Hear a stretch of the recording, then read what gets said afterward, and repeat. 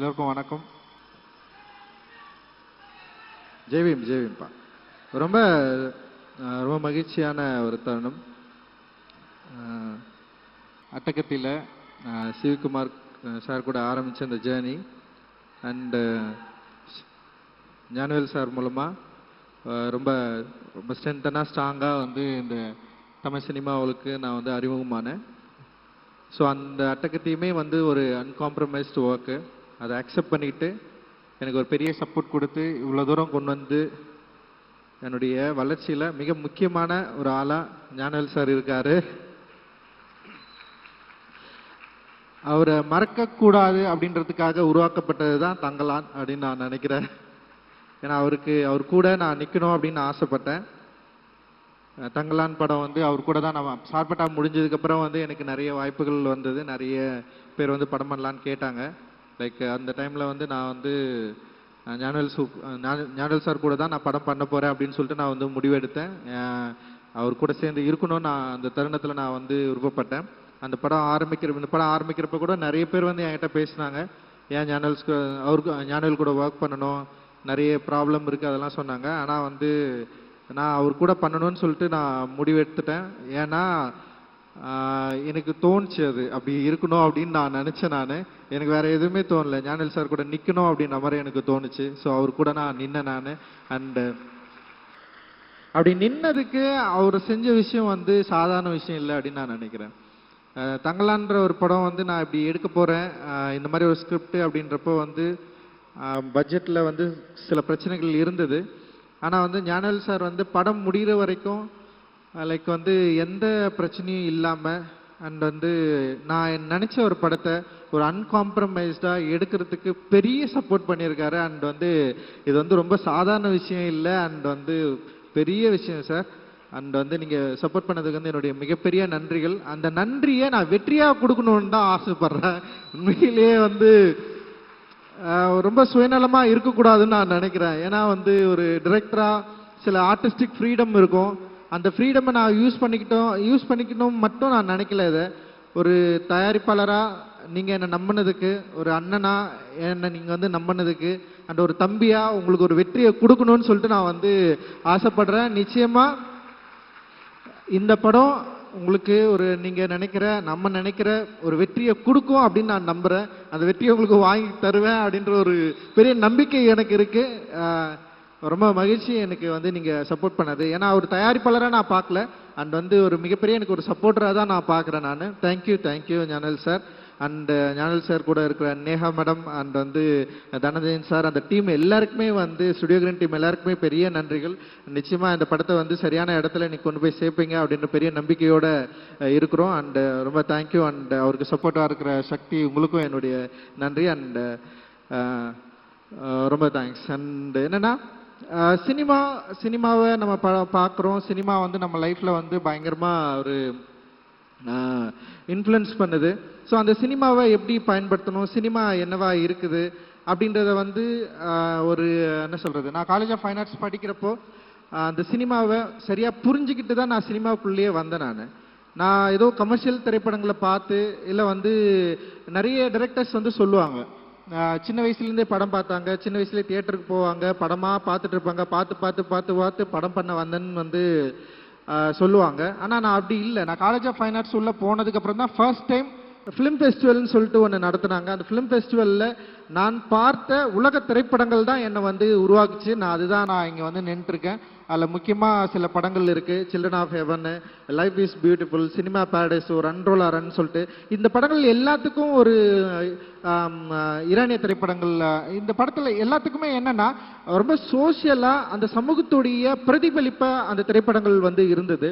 அந்த திரைப்படங்களை பார்க்குறப்போ எனக்கு வந்து நான் ஒரு ஓவியராக இருக்கிறப்போ இந்த ஓவியம் அப்படின்ற மீடியம்லேருந்து ஏன் வந்து ஃபிலிமுக்கு வரணும் அப்படின்றத வந்து அந்த படங்கள் பார்த்ததுக்கப்புறம் தான் எனக்கு வந்து தெரிஞ்சது.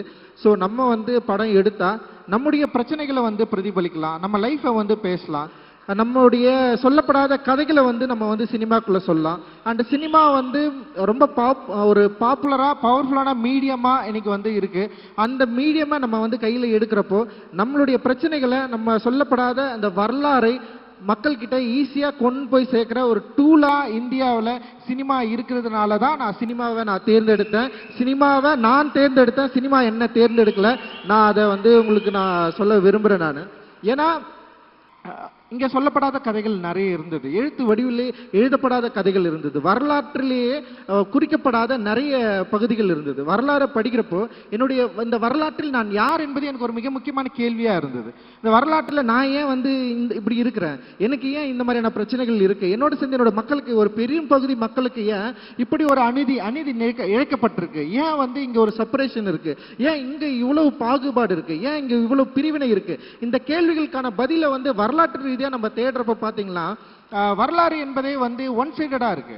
வரலாறு இந்த பாதிக்கப்பட்ட மக்கள் சைடுல இருந்து பேசவே இல்லை, அவங்களோட லாங்குவேஜ் இல்லவே இல்லை, அவங்களோட குறிப்புகள் இல்லவே இல்லை. ரொம்ப தேடி தேடி நம்ம பார்க்குறப்ப நமக்கு ஏமாற்றம் தான் மிஞ்சுது. அது போலதான் சினிமாக்கள்லையும் என்ன மாதிரியான படங்கள் எடுத்துட்டு இருக்காங்க, ஏன் இப்போ இந்த மாதிரியான மக்களுடைய லைஃப்பை பேசவே இல்லை அப்படின்ற ஒரு பெரிய ஒரு தேடலோடு தான் நான் வந்தேன். குறிப்பா பாபாசாஹேப் அம்பேத்கருடைய தீண்டப்படாதவர்கள் யாருன்னு சொல்லிட்டு ஒரு புத்தகம் இருக்கு. அந்த புத்தகத்தை படிக்கிறப்பதான் ஒரு ஆய்வாளன், ஒரு வரலாற்று ஆய்வாளன் மறைக்கப்பட்ட வரலாறை ஏன் உருவாக்க வேண்டிய தேவை இருக்கு, வரலாறு என்பது இங்க என்னவா இருக்கு, வெறும் வரலாறு என்பது மரபுரியா இல்ல இங்க ஏற்கனவே கல்வெட்டுகள்ல குறிக்கப்பட்ட எழுத்துக்கள் மட்டும்தான் வரலாறா, அல்லது சொல்ல விடாம மறைக்கப்பட்ட வரலாறை நம்ம எப்படி திருப்பி உருவாக்கி கொடுக்கிறது. சோ ஒரு வரலாற்று ஆய்வாளனுக்கு அவனுடைய உணர்வும் அவனுடைய கற்பனையும் எவ்வளவு முக்கியம். அப்படி இருக்கிறப்ப அந்த உணர்வு அப்படின்றது தான் சொல்லப்படாத இருக்கிற பக்கங்களை தேடி கண்டுபிடித்து தன்னுடைய கற்பனையினுடைய உத்தியால அதை மீள் உருவாக்கம் செய்யறது இந்த சமூகத்துக்கு மிக முக்கியமான தேவை அப்படின்றத அவர் ஒரு டிக்ளேர் பண்றாரு. சோ அந்த வரலாற்றின் தேவையை என்னுடைய திரைப்படங்கள் மூலமாக நான் தேடுகிற ஒரு மாணவனாக, ஒரு வரலாற்று ஆய்வாளனாக நான் இருப்பதை நான் இங்க உங்களுக்கு முன்னாடி நான் சொல்லிக்கிறேன். சோ இந்த சினிமா வெறும் வரலாற்றை தேடுவதில் மட்டுமே முடிஞ்சிருதா அப்படின்னா அப்படி இல்லை. சினிமான்றது இங்க ஒரு பயங்கர மெயின் ஸ்ட்ரீம் மீடியமா இருக்கு, மக்கள் கிட்ட ரொம்ப நெருக்கமா இருக்கு, மக்கள் ரொம்ப எமோஷனலா கனெக்ட் ஆயிருக்கிறாங்க. வெறும் வரலாற்று ஆய்வோ இல்லை நம்முடைய நம்பிக்கைகளோ மட்டுமே சினிமாவில் சொன்னா அது சக்சஸ்ஃபுல்லா மாறுமா அப்படின்னு எனக்கு தெரியல. ஸோ அப்படிதான் நான் உள்ள வந்தேன். இப்படி நம்ம ஒரு புரட்சியை பண்ணிடலாம் சினிமாக்குள்ள, நம்ம நினைக்கிற சினிமாக்குள்ள நம்ம எடுத்துடலாம் அப்படிதான் நான் சினிமாக்குள்ள வந்தேன். ஆனா சினிமா அப்படியே வித்தியாசமா இருந்தது. அதுவும் தமிழ் சினிமா போக்கு இன்னும் பயங்கர வேறுபாடா இருந்தது, வித்தியாசமா இருந்தது. ஸோ இங்க நம்ம சொல்ற கருத்துக்கள் சொல்ல முடியுமா அப்படின்ற ஒரு பயம் வந்தது. அந்த பயத்தை எனக்கு ஃபர்ஸ்ட் போக்குனது என்னுடைய இயக்குனர் வெங்கட் பிரபு சார் தான். ஏன்னா வெங்கட் பிரபு சார் கிட்ட நான் ஒர்க் பண்றப்போ அதோட ஃபர்ஸ்ட் மூவி சென்னை 28 ஒரு படம் எடுத்தேன். ஏன்னா அவருக்கு இந்த மாதிரியான ஐடியாஸ் எல்லாம் இல்லை. ஆனா அந்த ஐடியா இல்லாம ஒரு மிக முக்கியமான சென்னையுடைய ஒரு பதிவை சென்னை 28 மூலமா அவர் பண்ணாரு. அது மிகப்பெரிய வெற்றி அடைஞ்சது. அந்த வெற்றி ஈஸியா மக்கள் கூட கனெக்ட் ஆகிற ஒரு வெற்றியா இருந்தது. ஈஸியா யங்ஸ்டர்ஸ் கொண்டாடினாங்க.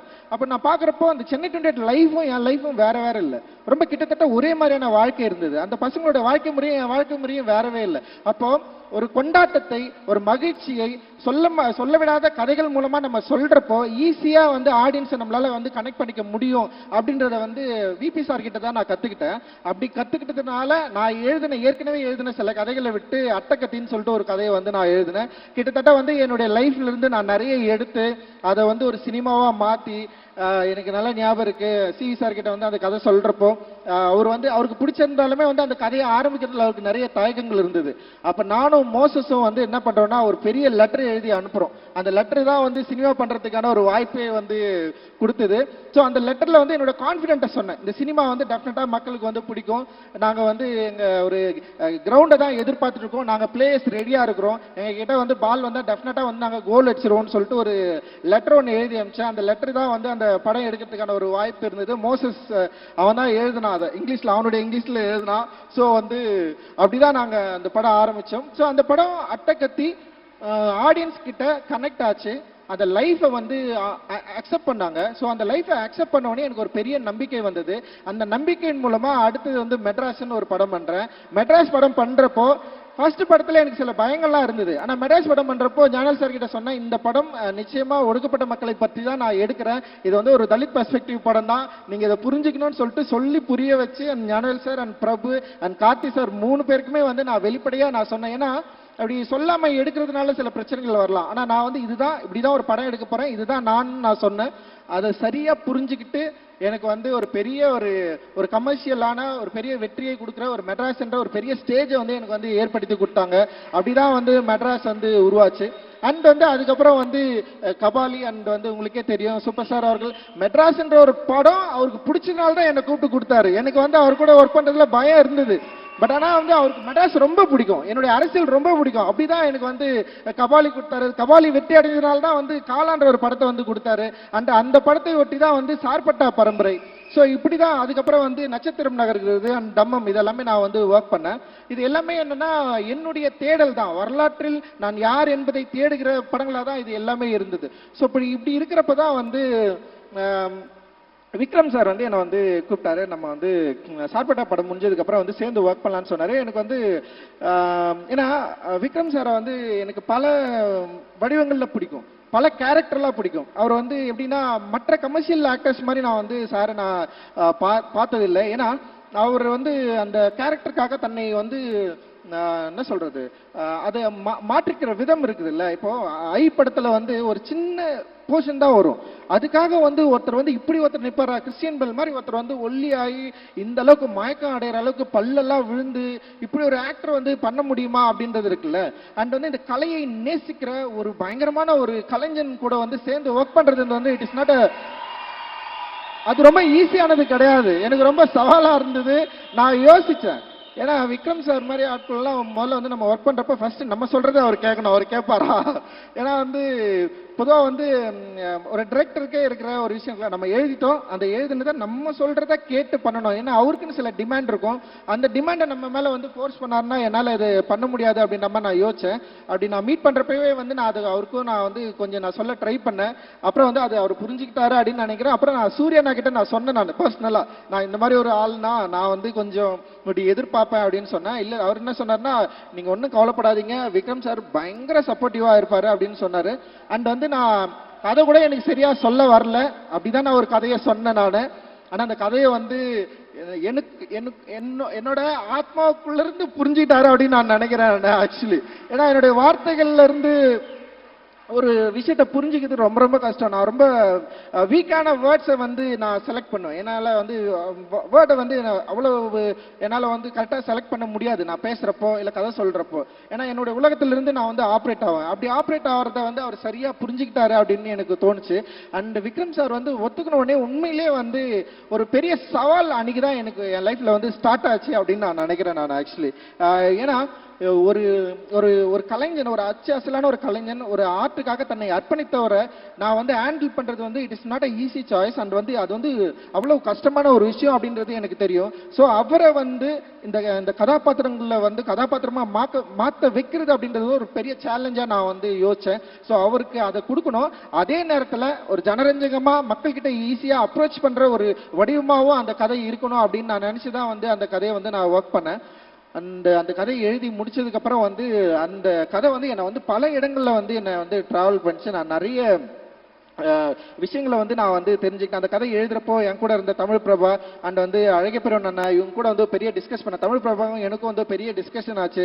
அண்ட் அந்த கதையை படிச்சுட்டு வந்து தினகர் இருக்கான், அவன் வந்து ஏன்டா இந்த மாதிரி ஒரு கதையை வந்து செலக்ட் பண்ணி பண்றலாம் நிறைய வந்து அவன் கேட்டே இருந்தான். ஏன்னா வந்து இந்த கதைக்குள்ள பல சிக்கலான விஷயங்களும் இருக்கு, அதே நேரத்தில் வந்து ஒரு ஃபேண்டசி மீடியத்தை வந்து ஹேண்டில் பண்ண போறோம், ஒரு புதிய உலகத்துக்குள்ள நுழைய போறேன். ஏன்னா எனக்கு வந்து இந்த மேஜிக்கல் ரியலிசம் ரொம்ப ரொம்ப பிடிக்கும். அந்த மேஜிக்கல் ரியலிசத்தை வந்து கொஞ்சம் இந்த கதையில வந்து ஹேண்டில் பண்ணலாம் அப்படின்ற மாதிரி வந்து நான் ட்ரை பண்ற ஒரு புதிய ஜானரை நோக்கி இந்த படம் போகுது அப்படின்னு எனக்கு தெரியும். ஸோ அப்படி அந்த உலகத்துல நுழையிறப்போ எனக்கு வந்து ரொம்ப சப்போர்ட்டிவா இருந்தது இவங்க எல்லாருமே தான். அண்ட் வெரி கான்ஃபிடென்ட்டா இருந்தது. அந்த கான்ஃபிடென்ட்டோட தான் வந்து நான் இந்த படத்துக்குள்ள போனேன். அண்ட் வந்து விக்ரம் சார் வந்து அதை ரொம்ப பயங்கரமா ஈஸியா மாத்தினார் என்ன செட்ல. அது வந்து ரொம்ப சாதாரண விஷயம் இல்ல. இந்த ஃபர்ஸ்ட் டேவே வந்து நான் எதிர்பார்த்த ஒரு தங்கலானா வந்து அப்படி நின்னாரு அவரு, அந்த ஒரு காடையனா வந்து நின்னாரு. It is not a easy, very tough. ஒரு காடையன், அதாவது தங்கலான் வந்து கொஞ்சம் பீரியடுக்கு முன்னாடி, காடையன் இன்னும் பின்னாடி. அப்படி இன்னும் பின்னாடி இருக்கிறப்ப வந்து காடையனுடைய உடல் வடிவமைப்பு அண்ட் வந்து அதோட ஸ்டேஜிங் இது எல்லாமே அண்டு படம் ஷூட் போறதுக்கு முன்னாடி வந்து ரிஹர்சல்ஸ் வந்து இருந்தது, அதுக்கும் வந்தாரு. ஒரு பெரிய பயங்கர சப்போர்ட்டிவா இருந்தாரு. அண்ட் அந்த படத்தை வந்து அவர் நடிக்கிறப்ப அது வந்து ஒரு பெரிய ஒரு ஆக்சுவலி வந்து ஒரு ஸ்கூல் மாதிரி தான் எனக்கு வந்து தெரிஞ்சது. ஒரு ஆர்ட்டை, ஒரு ஆர்டிஸ்ட்டை ஒரு ஹேண்டில் பண்றது வந்து எப்படி அப்படின்றத வந்து நான் வந்து கத்துக்கிட்டேன். ஆக்சுவலி பயங்கரமா ஒரு ஒரு என்ன சொல்றது, ஒரு ஒரு ஆசிரியரை ஷேப் பண்றது வந்து it is not easy right. நம்ம வந்து ஒரு மாணவனை ஷேப் பண்ணலாம், ஒரு ஆசிரியரா இருக்கிறவர் வந்து நம்ம வந்து அவரை வந்து ஸ்டேஜ் பண்றது, நடிக்க வைக்கிறது, அவர் நம்ம சொல்றது கேட்கறது. இப்ப அவரே சில விஷயங்கள் சொல்லுவாரு, ரஞ்சித் இப்படி பண்ணலாமான்னு. எனக்கு என்ன பண்ணணும்னா வந்து அப்படி கேட்டாரேன்னு சொல்லிட்டு யோசிச்சு பண்ண வேணாம்னு தான் சொல்லுவேன். சார் வேணாம் சார், இதுதான் எனக்கு வேணும் அப்படின்னு சொல்லுவேன் நான். ஸோ ஒரு பிடிவாதம் தான். ஆனா இது வந்து நான் நினைக்கிறது தான் வரணும் அப்படின்ற மாதிரி இருப்பேன். ஆனா அந்த நான் நினைக்கிறத விக்ரம் சார் சரியா புரிஞ்சுக்கிட்டாரு. அந்த ஸ்டேஜ் பை ஸ்டேஜ் வந்து அப்படியே அது அந்த கேரக்டர் எவால்வ் ஆச்சு. அண்ட் வந்து படம் எல்லாம் முடிச்சதுக்கு அப்புறம் கூட வந்து நான் ரீஷூட்காக கொஞ்சம் கேட்டேன். அவர் வந்து வேற ஒரு உலகத்துக்குள்ள போயிட்டாரு. அப்போ போயிட்டு கேட்டேன், சார் ரீஷூட் கொஞ்சம் பண்ணோம் சார், நீங்க வரீங்களான்னா உடனே ஒத்துக்கிட்டாரு. அண்ட் வந்து அவர் என்னன்னா ரிப்பு உடஞ்சிருச்சு அவருக்கு. ஒரு ஸ்டன் சீக்வன்ஸ் பண்றோம். எனக்கு வந்து நான் அந்த மானிட்டர் பக்கத்தில் போயிட்டு உட்காந்துப்பேன். நான் அவரை நேராகவே பார்க்க மாட்டேன், மானிட்டர் மட்டும்தான் அப்படி பார்ப்பேன். நான் ஆக்ஷன் அப்படி சொன்னா ஒரு சீக்வன்ஸ் நடக்கும், அப்புறம் கட்டுன்னு சொல்லிட்டு அப்படியே தலை குனிச்சுப்பா பசங்களை யாராவது கூப்பிடுவேன், இங்க வாங்கடா அப்படின்னு. அவருக்கு எதாவது ஆயிடுச்சா கிட்ட போய் பாருங்கடா அப்படின்னு சொல்லுவேன். கிட்ட போவாங்க அவர், ஆனா வலிக்கும் அவருக்கு. பட் ஆனா வந்து இல்லைண்ணா அவர் ஓகேன்னு சொல்றாருண்ணா அப்படின்னு அவர் சொல்லுவாரு. சொன்னோடனே சார் ஒரே ஒன் மோர் போயிடலாம் சார் அப்படின்னு சொல்லுவேன். உண்மையிலேயே கொடுமை பார்த்தேன் அவரை. ரொம்ப ரியலி சாரி சார். ஆக்சுவலி வந்து எனக்கு வந்து விக்ரம் சாரா இல்லை, தங்களானா நான் ஒருத்தனை பார்த்துட்டேன், அவரை எப்படியாவது கொண்டு வந்தது தான் என்னுடைய போராட்டமா இருந்தது. அண்ட் வந்து பயங்கரமா எனக்கு வந்து பெரிய சப்போர்ட் பண்ணாரு. ஸ்டில் இன்னைக்கு வரைக்கும் தங்களான வந்து பயங்கரமா தூக்கி சுமக்கிறாரு. அந்த படத்து மேல பெரிய நம்பிக்கை வச்சிருக்காரு, என் மேல பெரிய நம்பிக்கை வச்சிருக்காரு. அந்த நம்பிக்கைக்கு நான் வந்து நிச்சயமா அவருக்கு ஒரு வெற்றியை கொடுக்கணும்னு தான் என்னுடைய மிகப்பெரிய விருப்பம். அது நிச்சயமா ஒர்க் ஆகும் அப்படின்னு நான் நினைக்கிறேன். நான் இப்படி ஒரு கலைஞனை தேர்ந்தெடுத்ததுக்கு அப்புறம் இவர் கூட ஸ்டேஜ் பண்றதுக்கு வந்து சில பேர்கள் நான் வேணும்னு சொல்லிட்டு யோசிக்கிறப்போ, அண்ட் வந்து எனக்கு வந்து விக்ரம் சாருன்னு சொன்னோடனே அப்படியே அவருக்கு ஆப்போசிட்டா தெரிஞ்சது வந்து பசுபதி அண்ணன் தான்.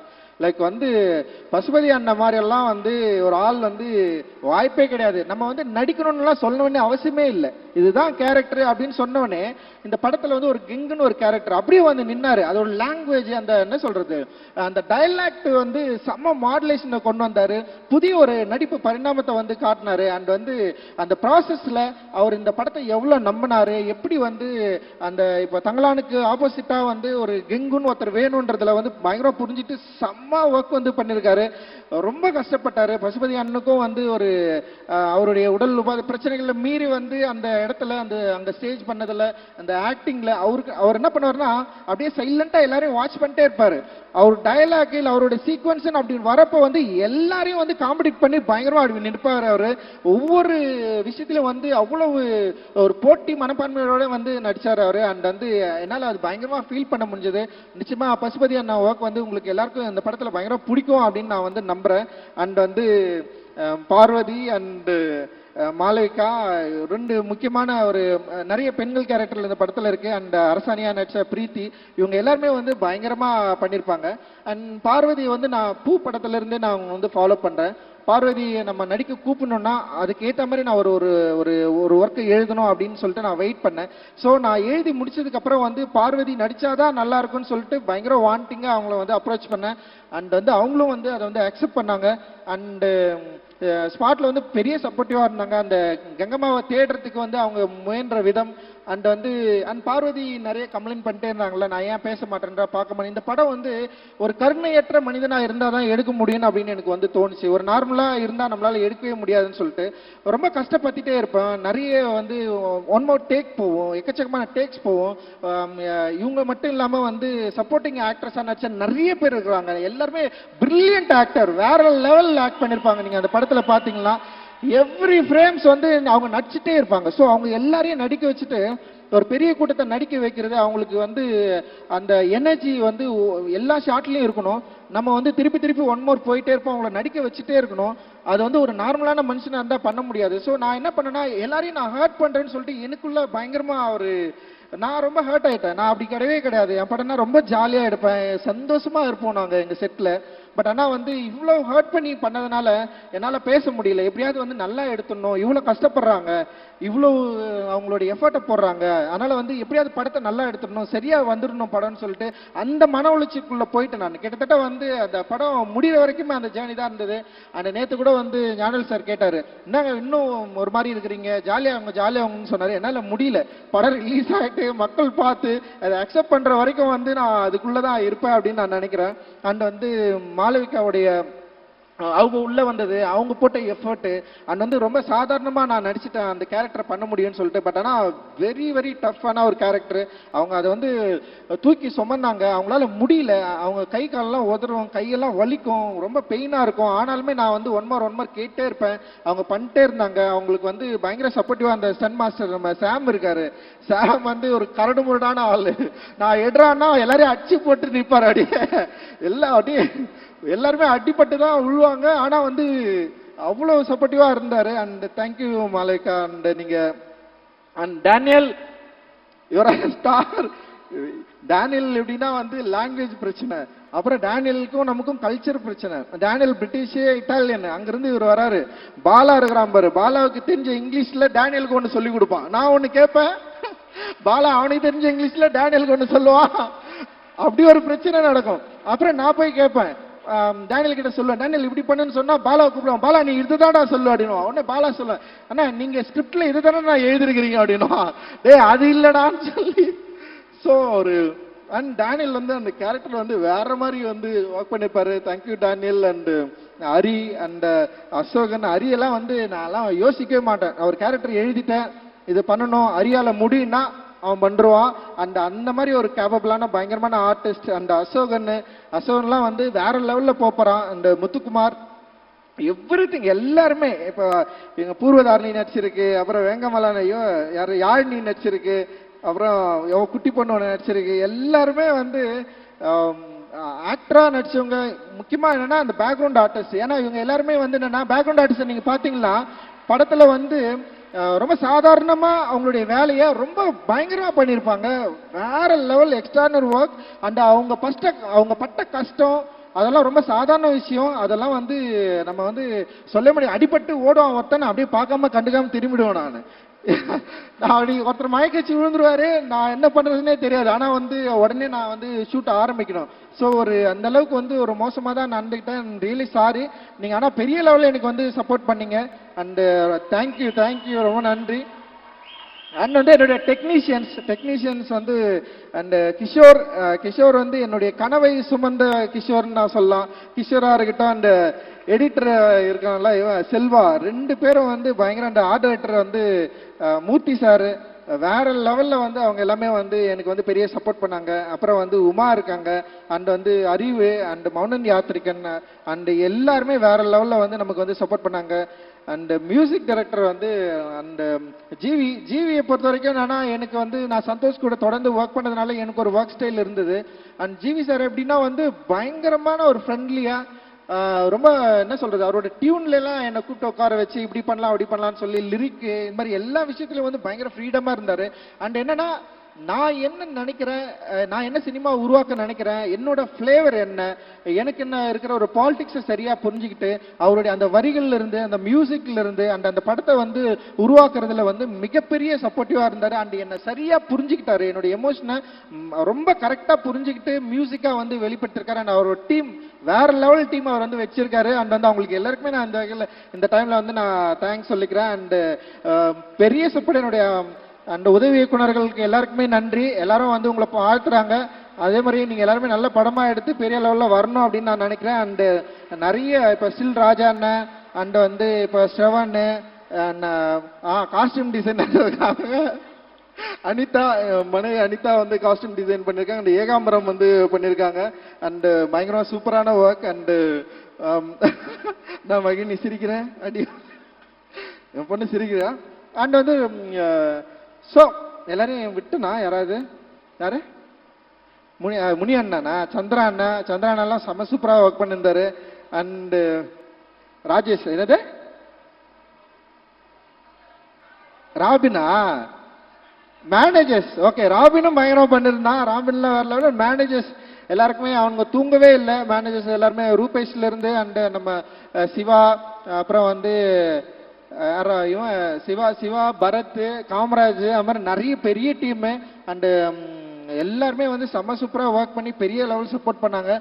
நிச்சயமா இந்த படம் ஒரு எல்லாருக்கும் ஒரு பிடித்த படமா இருக்கும். நான் எப்பயுமே வந்து என்னுடைய சினிமா அப்படின்றது வந்து ஒரு சினிமாவை மட்டும் பார்க்கல, வெறும் என்டர்டைன்மெண்டா மட்டும் இருக்கணும்னு நான் விரும்பல. நான் அந்த என்டர்டைன்மெண்ட்டை மீறி இந்த சமூகத்துக்கு நம்மளால என்ன கொடுத்துட முடியும் அப்படின்றது தான் என்னுடைய வந்து பெரிய வாண்டிங்கா இருந்தது. இந்த சமூகம் என்னை வந்து ப்ரொடியூஸ் பண்ணியிருக்கு. இந்த சமூகத்திலேருந்து எனக்கு நிறைய கிடைச்சிருக்கு. அதில் வந்து இன்பங்கள் நிறைய இருக்கு, துன்பங்கள் நிறைய இருக்கு, நிறைய படிப்பினைகள் இருக்கு. ஸோ இது வந்து நான் அப்சர்வ் பண்ணியிருக்கேன். இந்த அப்சர்வ் பண்ணதை நான் ஆர்ட்டா மாற்றி நான் வந்து ஒரு சினிமாவா நான் உங்ககிட்ட கொடுக்குறேன். நிச்சயமா இந்த சினிமா உங்களுக்குள்ள இருக்கிற அந்த உணர்வு எழுச்சியை டச் பண்ணும் அப்படின்னு நான் நினைக்கிறேன். டச் பண்றது மூலமாக இந்த சினிமா சில விஷயங்களை விவாதங்களை உண்டு பண்ணும், சில கேள்விகளை உருவாக்கும். அந்த கேள்விகளை பதிலை தேடுறது மூலமாக வரலாற்றில் நம்ம மறந்த நிறைய கேள்விகளுக்கான பதிலை நம்ம வந்து பெற முடியும் அப்படின்னு நான் நம்புறேன். அதுதான் என்னுடைய சினிமாவா நம்புறேன், அதுதான் என்னோட ஸ்ட்ரென்த்தா நம்புறேன். ஏன்னா என்னுடைய பாலிடிக்ஸ் தான் நான், அது இல்லைன்னா நான் கிடையாது, அது இல்லைன்னா நான் இங்க கிடையாது. பாபா சாஹேப் அம்பேத்கருக்கு நான் பெரிய நன்றியை சொல்லிக்கிறேன். அவர் இல்லைன்னா நான் கிடையவே கிடையாது. அவர் தான் என்னை வந்து இவ்வளவு தூரம் நீ உன்னுடைய சமூகத்துக்காக உன்னுடைய மக்களுக்காக நீ பேசியே ஆகணும்னு சொல்லிட்டு என்னை புஷ் பண்ணி என்னை வந்து இந்த ஸ்டேஜில் வந்து நிற்க வச்சிருக்காரு. ஸோ அவருடைய வாய்ஸா, அவருடைய மாணவனா, அவருடைய சீடனா நான் தொடர்ந்து இயங்குவேன் அப்படின்றது தான் என்னுடைய வந்து ஒரு பெரிய லட்சியம் அண்ட் குறிக்கோள். அதுதான் என்னுடைய பெரிய விருப்பமா இருக்கு. இந்த நேரத்தில் நான் வந்து எல்லாருக்குமே நன்றியை தெரிவிச்சுக்கிறேன். அண்டு என் அம்மாவுக்கு ரொம்ப நன்றி. என் அம்மா வந்து என்னை எப்படி என்னை பார்க்குறாங்கன்னு கூட எனக்கு தெரியாது. ஏன்னா அவங்களுக்கு சின்ன வயசில் அவங்க ரொம்ப கொஞ்சம் ஒரு பையனா நான் இருந்தேன். அதுக்கப்புறம் வந்து இப்போ அவங்க எப்படி என்னை பார்க்குறாங்கன்னு தெரியாது. பட் அவங்க விட்டு விலகி நான் ரொம்ப தூரம் வந்துட்டேன்.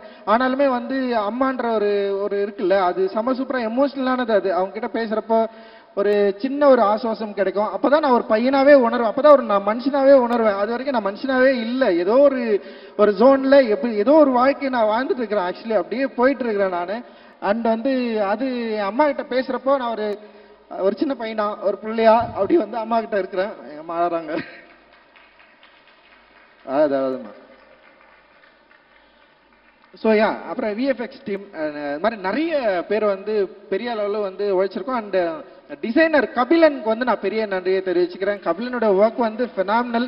போஸ்டர் டிசைன்லாம் வேற லெவலில் வந்து அவன் கலக்கிட்டு இருக்கான். இன்னைக்கு வந்து இந்த படத்தை வந்து வேற லெவலில் வந்து அப்ரோச் பண்ணிருக்கான். அண்ட் சவுண்ட் டிசைனர் ரூபன் வந்து ஒரு லைவ் சவுண்டை வந்து பயங்கரமா அச்சீவ் பண்ணியிருக்காரு. இந்த படத்துக்கு அப்புறம் ரூபனோட பேர் வந்து டெஃபினட்டா இன்டர்நேஷனல் லெவலில் வந்து பேசப்படும் அப்படின்னு நான் நினைக்கிறேன். அண்ட் எல்லாருக்குமே மிகப்பெரிய நன்றிகள். என்னுடைய எல்லா பிரச்சனைகளிலும், என்னுடைய இன்பங்களிலும் துன்பங்களிலும் என் கூட இருக்கிற, எனக்கு சப்போர்ட்டிவா இருக்கிற என்னுடைய ஃப்ரெண்ட்ஸ், என்னுடைய வெல்விஷர் எல்லாருக்குமே, அப்புறம் என்னை விமர்சிக்கிற நண்பர்களுக்கு எல்லாருக்குமே வந்து என்னுடைய நன்றிகள். நீங்க இல்லைன்னா டெஃபினட்டா நான் கிடையாது. And thank you all. Jai Bhim. அப்புறம் நான் ஒரு தேங்க்ஸ் சொல்ல மறந்துட்டேன். அண்ட் கேஜிஎஃப் மக்களுக்கு வந்து என்னுடைய மிகப்பெரிய நன்றி. அவங்க பெரிய லெவலில் வந்து சப்போர்ட் பண்ணாங்க. அண்ட் அங்கே இருந்த நிறைய தோழர்கள் பயங்கரமாக சப்போர்ட் பண்ணாங்க. அப்புறம் அந்த பிஜிஎம்எல் ஆஃபீஸர் நன்மதி செல்வன் சாருக்கு வந்து என்னுடைய மிகப்பெரிய நன்றி. அண்ட் அவர் இல்லைன்னா எங்களால் வந்து ஷூட் பண்ணியிருக்க முடியாது. ரியலி சாரி சார், நான் அவளை மென்ஷன் பண்ண நினச்சேன். அண்ட் வந்து பதற்றத்தில் மறந்துட்டேன். And thank you so much. And அங்கே இருந்த நம்ம கேஜிஎஃப்ல இருந்த நீலம் பண்பாட்டு மையம் தோழர்கள் எல்லாருக்கும் மிகப்பெரிய நன்றி. பெரிய அளவில் வந்து நமக்கு சப்போர்ட் பண்ணாங்க. நன்றி. தேங்க்யூ.